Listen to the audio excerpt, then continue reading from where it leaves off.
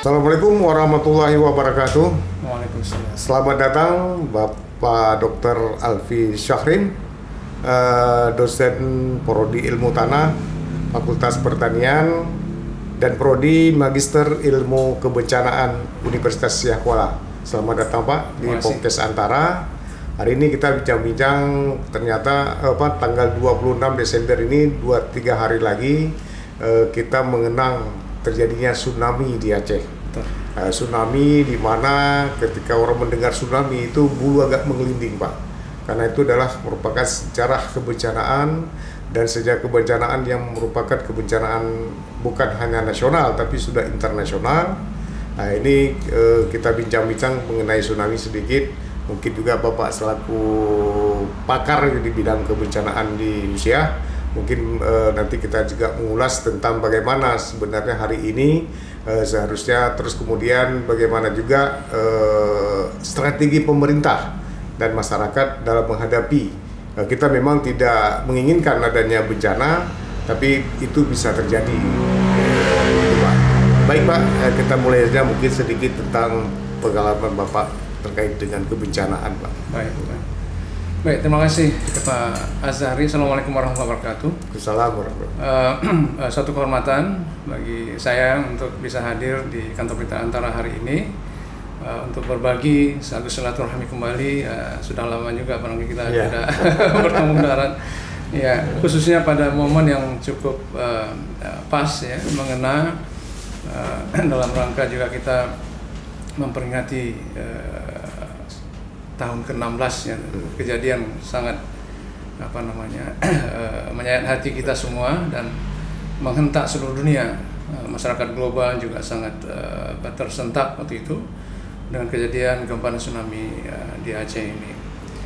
Jadi tentu pada tahun ke-16 ini kita semua komponen masyarakat, baik pemerintah dan masyarakat, akademisi juga masih tetap konsisten berupaya menuju kepada kesiapsiagaan kita, ketangguhan masyarakat kita untuk menghadapi bencana-bencana ke depan. Bukan hanya tsunami, tapi bencana-bencana lain juga yang terus bergulir nih kelihatannya, silih berganti. Hampir setiap minggu barangkali terjadi bencana di berbagai titik di Nusantara ini, apalagi di Aceh juga. Jadi ini suatu upaya yang harus kita terus lakukan secara konsisten sebagai bentuk ikhtiar kita untuk mengurangi risiko bencana, di samping tentu kita bertawakal dan berdoa kepada Allah SWT sebagai dihindari dari segala bencana ini. Nah, sebagaimana juga barangkali sudah kita berinteraksi sebelumnya, alhamdulillah saya juga dengan teman-teman di Unsia, di TDMRC, di Prodi MIK, Magister Ilmu Kebencanaan masih terus juga berkontribusi dalam inisiatif kebencanaan di daerah kita ini semampu kami, tentu dengan fasilitasi dan kolaborasi yang juga diberikan oleh berbagai pihak, baik lokal, tentu dengan teman-teman dari BPPH misalnya, dan lintas instansi yang lain, dan juga secara nasional kita masih terus berinteraksi, bahkan secara global kita masih aktif terlibat dalam berbagai kajian kolaboratif dengan lembaga ataupun kampus di berbagai belahan dunia. Nah, dalam kaitan ini juga saya masih dalam hal ini terlibat di, kalau saat ini barangkali lebih banyak di MIK, di Prodi MIK. Sedangkan MIK itu apa? Prodi Magister Ilmu Kebencanaan Unsia. Sementara di TMRC tetap mendukung dan berkolaborasi pada saat-saat ada event yang kita juga dilibatkan. Ya, Pak, kalau kita lihat memang Pak, ini kan kadang-kadang juga menjadi kita ya. Saya ingat betul waktu pasca tsunami, misalnya setahun 2 tahun kita memperingati dengan betul-betul lah suasana itu diperingati oleh masyarakat itu semua, tidak hanya kita di pinggir pantai. Kemudian di sektor pendidikan waktu itu saya melihat juga begitu antusiasnya mengajari bagaimana menghadapi bencana, ada namanya sosialisasi ke sekolah-sekolah. Tapi dalam beberapa tahun ini kayaknya sudah mulai lupa atau bagaimana Pak? Ini kita melawan lupa nih Pak. Terima kasih. Jadi Betul sekali, Pak Azari. Saya pikir ini satu catatan penting. Salah satu catatan penting dalam inisiatif kita untuk terus berupaya untuk mengurangi risiko bencana ini. Pendidikan itu nomor satu. Karena tanpa pendidikan kita nggak tahu, masyarakat tidak tahu apa itu bencana, bagaimana itu tsunami dan sebagainya. Dan pendidikan itu memang harus dimulai pada generasi yang sangat muda belia, dan dengan metode-metode yang tentu disesuaikan. Memang saya pikir bisa kita pahami bahwa pada tahun-tahun pertama barangkali sampai tahun keempat, kelima itu masih lumayan aktif aktivitas pendidikan kebencanaan ini. Artinya kita melakukan sosialisasi, advokasi, kunjungan sekolah-sekolah, ada simulasi dan sebagainya. Nah, ini tentu salah satunya tidak terlepas daripada keterlibatan para NGO dan lembaga donor dari luar yang masih aktif pada saat itu. Nah, jadi dengan adanya fasilitasi secara finansial tentu akan memudahkan kita untuk menjalankan program-program pendidikan kebencanaan ini. Salah satunya. Jadi ke depan ini tentu kelemahan kita misalnya dalam hal funding ini tentu harus kita siasati. Artinya di sisi pemerintah khususnya mungkin BPBA dan stakeholder lain-lain, karena juga di berbagai kementerian ada juga aktivitas mitigasi bencana ini perlu untuk terus mengalokasikan pendanaan untuk pendidikan kebencanaan ini. Kemudian secara formal juga barangkali di tingkat daerah misalnya di provinsi maupun kabupaten kota ini pendanaan untuk kebencanaan ini bukan hanya pendidikan, ada hal lain juga kita perlu mungkin dukung aktivitasnya dan perlu dukungan finansial. Ini perlu dianggarkan secara formal di DPRA ataupun di DPRD kabupaten kota. Nah, dengan itu tentu lembaga penggiat kebencanaan, lembaga riset dan sebagainya seperti TDMRC dan ada juga beberapa LSM di Aceh ini bisa terbantu. Jadi ini harus ada suatu strategi terus. Kalau tidak betul, ini akan mengecil terus, akan menghilang. Karena memang kenyataan pada saat itu NGO memberikan dana sampai 3 tahun. Bahkan kita punya pilot project waktu itu dengan salah satu LSM di Jepang, ICT, dengan TDMRC. Ini berlangsung kalau saya salah 4 tahun ya, 3-4 tahun begitu. Tapi setelah itu di sekolah masing-masing yang sudah dibangun sebagai sekolah siaga bencana ini aktivitasnya berkurang. Ini tidak boleh terjadi karena prinsip mitigasi bencana ini harus berlanjut terus. Itu prinsip yang paling utama. Nah, terus Pak, kalau kita lihat, kita kan ini bukan simulasi ini ya. Ini bukan artinya kita membangkitkan lagi trauma, tapi mengingatkan, kan begitu Pak. Mengingatkan mungkin tidak hanya juga sebagai pendidikan, juga lembaga-lembaga lain misalnya, terutama kalau kita dengar dulu kan misalnya BMKG itu menguji coba, terus menguji coba early warning system, terus kemudian juga kita juga pernah melihat misalnya dalam setahun sekali ada dilaporkan bagaimana ada alat yang deteksi tsunami di tengah laut, itu seperti apa perkembangan. Ini mungkin lupa juga atau gimana Pak? Begini, ini terima kasih Pak. Ini satu komponen lain yang sangat penting dalam mitigasi bencana, yaitu adalah peringatan dini. Dan kita bersyukur bahwa di Indonesia khususnya kita sudah punya sistem peringatan dini untuk tsunami yang cukup baik sebenarnya. Inatius itu, yang sekarang sudah connect dengan BNPB. Sekarang ada Inaris juga, sistem spasial, geospasial untuk memonitor tingkat-tingkat risiko di berbagai daerah seluruh Indonesia.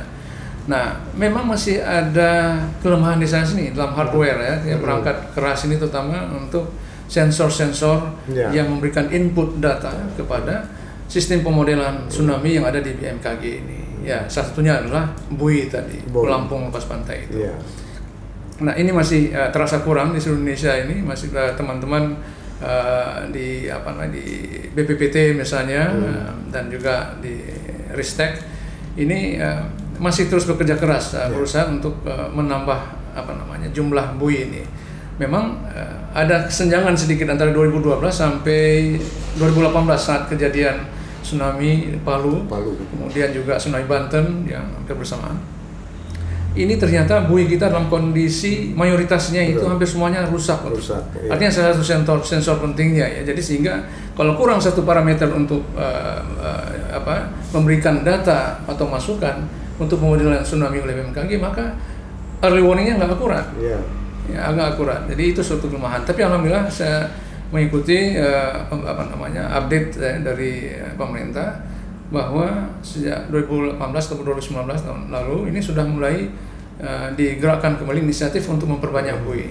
Nah, alhamdulillah secara teknologi kita sudah mampu. Artinya BPPT itu sudah bisa menghasilkan buoy yang waktu itu sebenarnya juga pasca tsunami 2004 itu adalah bagian daripada inisiatif membangun sistem peringatan dini Indonesia Inateus itu dengan teknologi Jerman, sehingga saat ini kita sudah mampu memproduksi buoy itu oleh BPPT. Yeah. Dan cuman itu tadi dukungan finansial tingkat nasional tentu diperlukan untuk ini, sehingga kita bisa menyiapkan buoy itu atau pelampung tsunami ini di berbagai lokasi di Indonesia yang sangat sensitif, karena di wilayah timur terutama, termasuk kita juga masih belum aman sekali. Artinya aktivitas di Lautan Hindia ataupun Samudra Indonesia ini masih terus diawasi oleh para ahli geologi dan geofisika. Oke.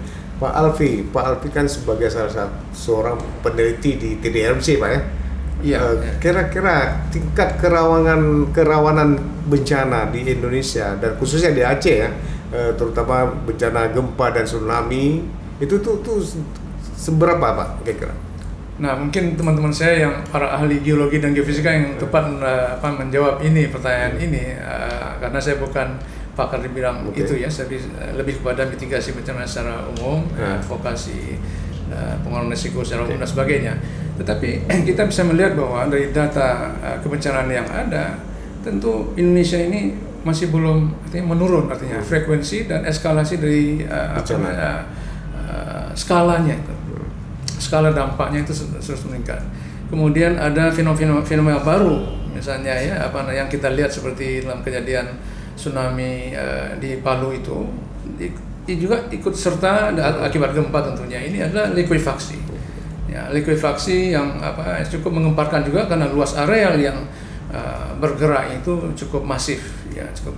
Kemudian juga kita melihat tsunami di Banten 2018 juga bukan tsunami konvensional atau yang kita kenal akibat gempa di palung laut di lepas samudra, tetapi itu akibat longsoran gunung api bawah laut di Selat Sunda itu.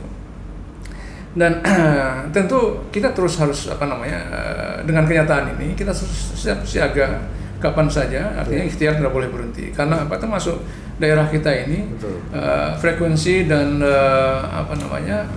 skala kebencanaannya itu terus meningkat, dan tingkat kerugiannya juga tiap tahun tidak kecil, puluhan bahkan ratusan miliar. Kalau kita lihat data tahun ini sejauh ini mungkin sudah 156 miliar ini mungkin, kalau tidak salah saya melihat data di BPPA itu kerugian akibat bencana untuk tahun ini aja. Dan hal lain yang barangkali yang harus kita fokus juga bahwa seperti saya katakan tadi, ada bencana-bencana yang mungkin tidak terlalu sering selama mungkin 5 tahun, 10 tahun belakangan, tapi ini sejak 5 tahun, 10 tahun belakangan ke depan ini akan lebih meningkat, seperti misalnya angin puting beliung. Ya, kemudian juga kenaikan muka air laut dan badai-badai atau topan tropis lainnya. Ini akan perlu suatu strategi mitigasi yang tersendiri, karena setiap bencana itu unik dalam strategi mitigasinya. Nah, jadi saya mengatakan bahwa kita belum bisa tenang dalam arti ikhtiar, tapi tidak berarti bahwa kita juga panik dan harus berhenti dari aktivitas kita. Kehidupan harus berjalan terus, tetapi selalu dalam pemikiran kita bahwa kita hidup berdampingan dengan bencana, dan mudah-mudahan bisa harmonis dengan ikhtiar, bukan harmonis tidak melakukan apa-apa. Kalau kita lihat memang pengalaman ada gempa Palu, kemudian tsunami Banten, juga tsunami Aceh dan gempa-gempa lainnya, ini kan mengingatkan kita ya semua bahwa termasuklah mungkin pemerintah itu untuk perencanaan mitigasi itu adalah suatu hal yang paling penting. Sehingga siapnya masyarakat dalam menghadapi berbagai kemungkinan terjadi. Betul. Iya. Ya, jadi betul sekali Pak Azhari. Terima kasih mengangkat isu ini. Salah satu kelemahan besar yang masih terjadi di berbagai belahan dunia saat ini adalah masalah tata kelola risiko bencana. Nah, ini secara bahasanya begitu ya, tata kelola risiko bencana. Kalau kita bicara tata kelola, maka ya terkait dengan kelembagaan, aturan perundang-undangan, regulasi, kemudian funding tadi, pendanaan ini secara umum. Dan beberapa bulan yang lalu dalam situasi pandemi ini banyak sekali webinar itu, baik nasional, internasional, lokal dan sebagainya yang membicarakan masalah kesiapsiagaan bencana ini. Karena salah satu contohnya misalnya kita banyak ya artinya negara dunia ini sebenarnya nggak siap dengan pandemi. Padahal ini adalah salah satu bentuk bencana yang sangat serius. Apalagi biasanya setiap negara itu mempersiapkan diri itu untuk menangani, mensiasati kebencanaan secara lokal, nasional gitu. Tapi ini secara global, harus ada interaksi global. Jadi stakeholdernya sudah mendunia, ini harus ada kerjasama antar negara.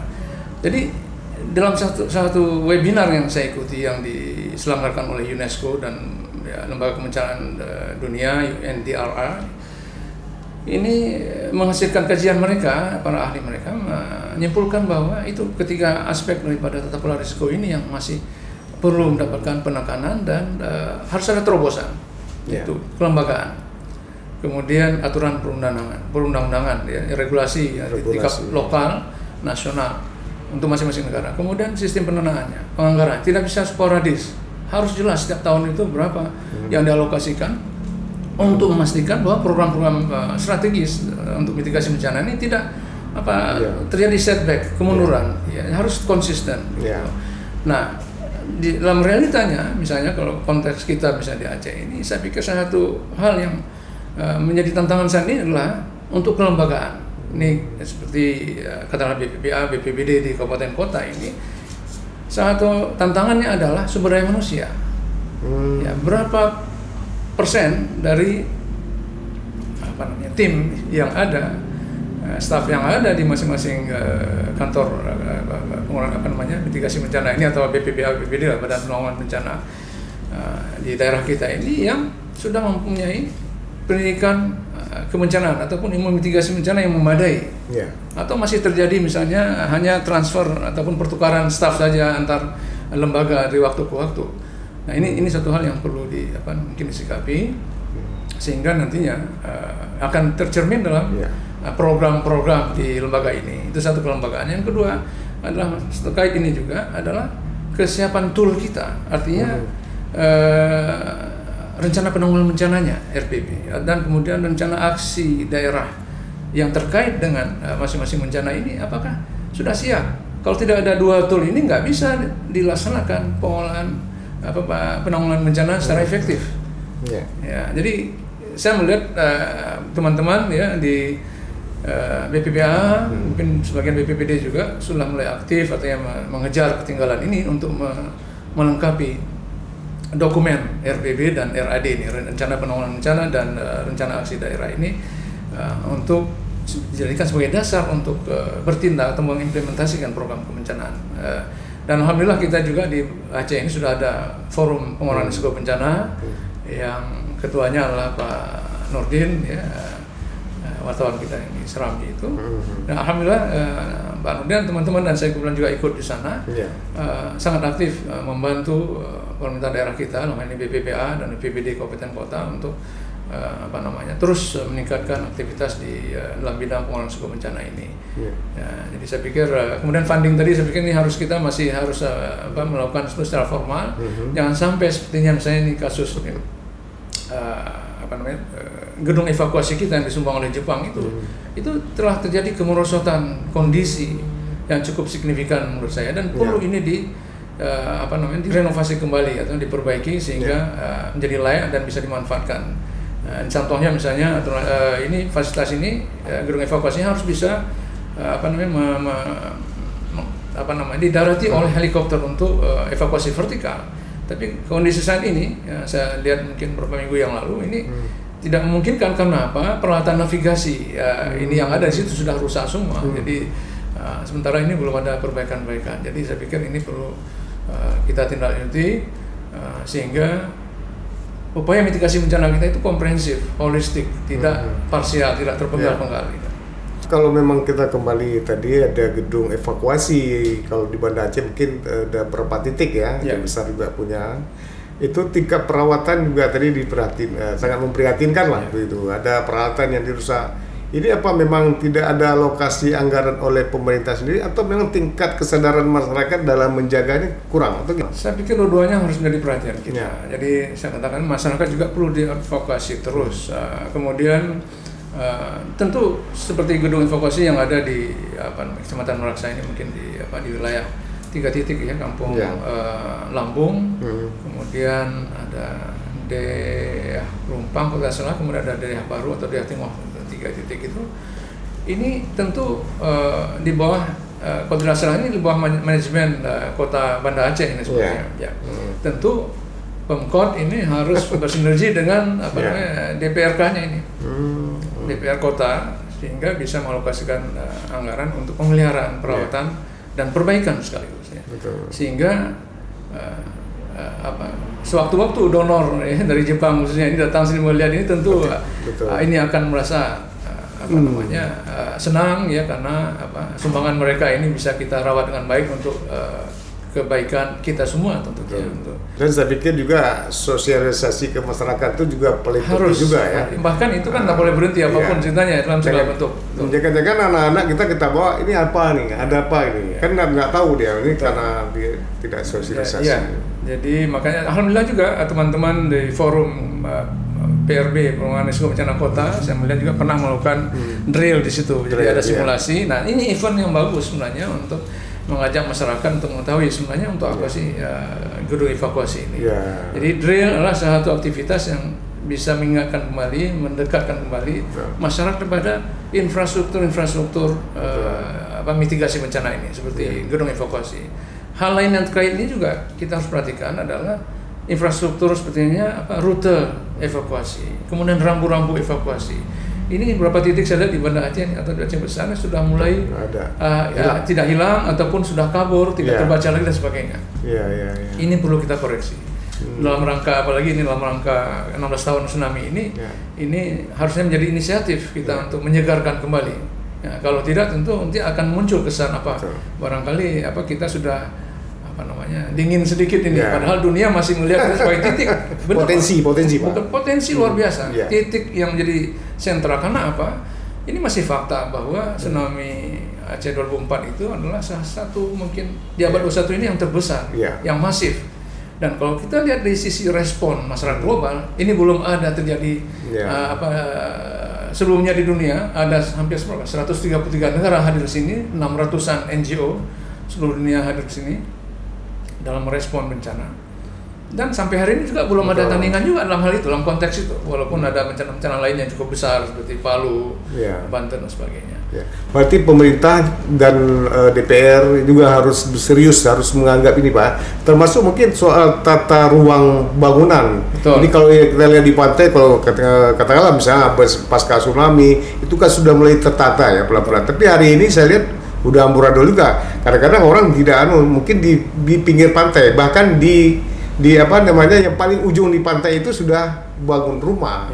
Ini mungkin harus betul sekali. Makanya kan sebenarnya dalam kebijakan baik nasional RPJM maupun di daerah kita ini kan ada namanya pengintegrasian pengurangan risiko bencana dalam perencanaan pembangunan. Ini syarat. Ini bahkan pada acuan, kalau kita melihat acuan global, Sendai Sendai Framework misalnya, ataupun kerangka Sendai untuk mengurangi risiko bencana. Salah satu indikator berjalannya pengurangan risiko bencana ini adalah ada tidaknya pengintegrasian perencanaan pembangunan PRB dalam perencanaan pembangunan. Artinya pengurangan risiko bencana dalam perencanaan pembangunan, baik tingkat lokal maupun nasional. Baik. Jadi di situ masuk perencanaan. Baik Pak, berkaca lagi dari peristiwa tsunami Aceh, kira-kira apa pesan Bapak terutama kepada pemerintah, kepada masyarakat dan juga kepada DPR, lembaga legislatif? Ya, terima kasih. Saya pikir kita semua tentu harus mendukung pemerintah baik lokal, nasional juga dua-duanya untuk terus menjalankan inisiatif pengurangan risiko bencana, meningkatkan terus upaya ke arah semakin terbangunnya kesiapsiagaan dan ketangguhan masyarakat kita terhadap bencana. Ketangguhan masyarakat, kemudian juga negara, ya, sistem yang berjalan dalam negara, ini harus kita dukung dan kita jalankan. Dan dalam ini tentu apa yang menjadi yang masih menjadi kelemahan kita dalam hal tata kelola tadi, ini harus kita bongkar kembali, kemudian siasati. Kita artinya bangun kembali apa yang masih kurang, harus kita lakukan. Karena satu hal yang harus menjadi motivasi kita ke arah itu sebenarnya secara moral juga, bahwa kita sudah pernah mendapatkan julukan global champion untuk mitigasi bencana, manajemen bencana di Indonesia ini. Menjadi global champion artinya apa? Menjadi acuan dunia. Itu resmi Pak di Jenewa tahun 2011, kebetulan kami hadir di sana untuk menyaksikan itu, diserahkan oleh Sekjen PBB waktu itu. Nah, semangat itu harus kita pegang hari ini, kita lanjutkan. Artinya apa?